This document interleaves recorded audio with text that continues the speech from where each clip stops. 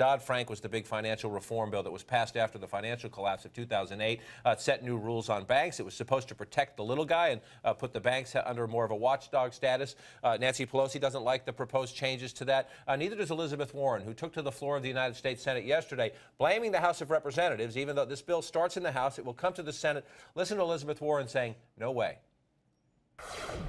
The House of Representatives is about to show us the worst of government for the rich and powerful.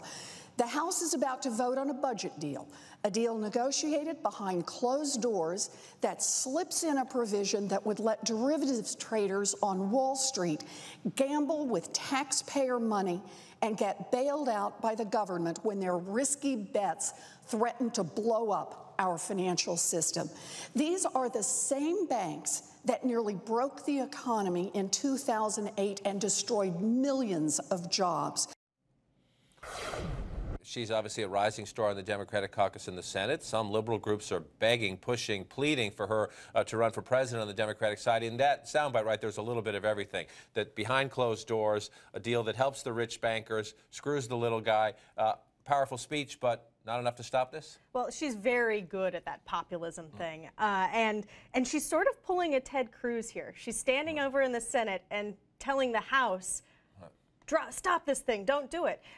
The reality is that her colleagues in the Senate actually negotiated this, and so she can stand on principle, but it looks to be pretty hard to stop. You've had a lot of liberal groups raising money off Elizabeth Warren with these polls. You know, should Elizabeth Warren run for president? Or Move On says it's going to spend $1 million to encourage her, to draft her to run for president. Guess what? They're hoping to raise more than $1 million. They're supposed to get their money back by having that out there and pushing it around. But is there any reason to believe that because something she objects to profoundly is about to happen, that she'd change her thinking?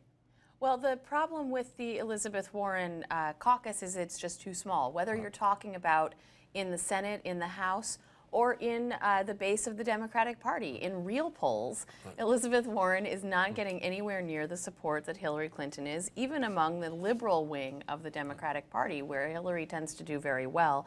So I have yet to see any reason to believe that the Warren percentage is more than a minority at this point. It's just a very loud, vocal, and angry minority.